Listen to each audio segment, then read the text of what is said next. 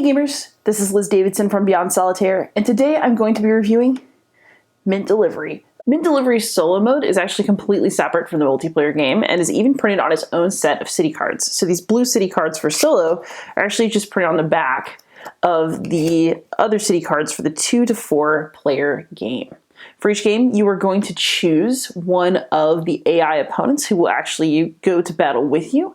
There are 1, 2, 3, 4, 5 different solo opponents, each of whom is going to have their own special ability and their order preference. So when they are picking up orders, they will have preferences as to which city they would like it to deliver to. As in the multiplayer game, the main goal is to be the player that gets the most stars, which is basically the most victory points, by fulfilling orders. So your job will be to pick up orders, get the mints required to fulfill those orders, and then carry the mints to the locations that have placed those orders and complete them. In order to do this, you're going to get 2 actions per turn, as will the AI. So your options are move, so I can move to different locations on the map just based on following the little white dotted lines. I can load mints, which basically means that I can come down here and load the mints that I have room for. So here you can see that my truck has room for 4 mints on it. And when I'm down here picking up mints, my options are among the first 4 mints on the conveyor belt. And I can pick up to 1 red, up to 2 green mints, or up to 4 classic mints. So for example, if I wanted to take a pickup action down here, I would take 1, 2, 3 of these classic mints and load them on the truck as one move because it's within the first 4 mints on the conveyor belt. Or I could just choose to take that 1 green one. The placement and order of mints on the conveyor belt is actually pretty important. Here where it says human entry not permitted, this is where the AI comes in order to grab mints, and they are able to grab from either conveyor belt. So they have options, whereas we have to plan which conveyor belt we're going to come to because we're only going to have limited pickup options. The other thing that's interesting is that because you can only access the first 4 mints on the conveyor belt at any time, the order in which you take mints and the pattern in which you take mints matters. When you fulfill orders, you also get to choose to place mints back on the conveyor belts where there's space. And the order and the placement of the mints when you're returning them is also pretty strategic in terms of preventing the AI from getting the mints that they're looking for or making it easier for you to get what you want. When you're in trouble, there's also a shift mint action that allows you to shift mints from one end of the conveyor belt to the other. So you can basically rotate the mints around until you get what you want. To take an order, you can come to this space and pick orders up as actions. And to fulfill orders, you have to make it to the corresponding city where the order is from. So if I want to fulfill the Cinnamon Center order, I move to the Cinnamon Center and the order automatically is fulfilled if I have the correct mints on my truck. When it comes to taking orders, our limit would be 3. So I can take up to 3 of these orders for myself until I start fulfilling them and then making room for more. The AI, on the other hand, has a workload that in this case would just be 2. So you have to pay attention to the AI's number of orders they can hold, preferences they have, and special rules that will give them some advantages over you.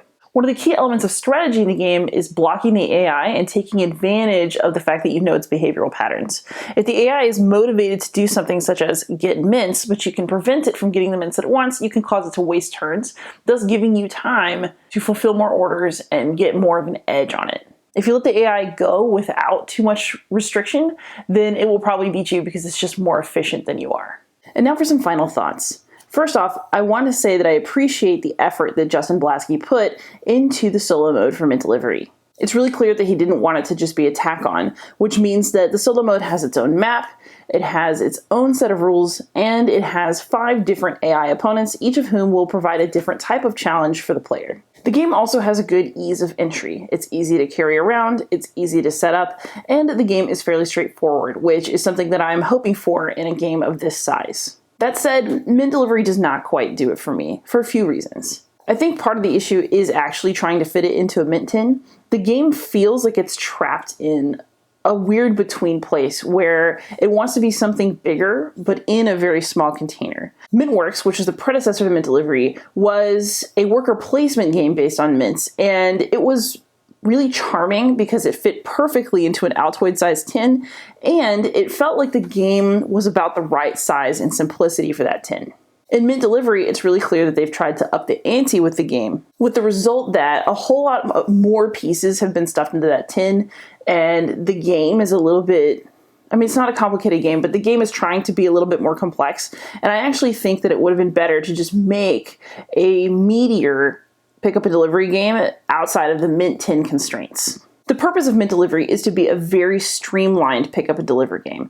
And while that has its merits, I also think that it unfortunately means that the game doesn't have enough excitement to keep it coming to the table again and again. This is especially true in the solo mode because while the multiplayer version of the game has a couple of expansions to add a little bit of excitement, like roadblocks or special abilities, neither of the extras are available in the solo mode of the game. You have the basic game rules and the 5 different opponents, and that's it. The problem with that is that it can make the game begin to feel pretty repetitive pretty quickly.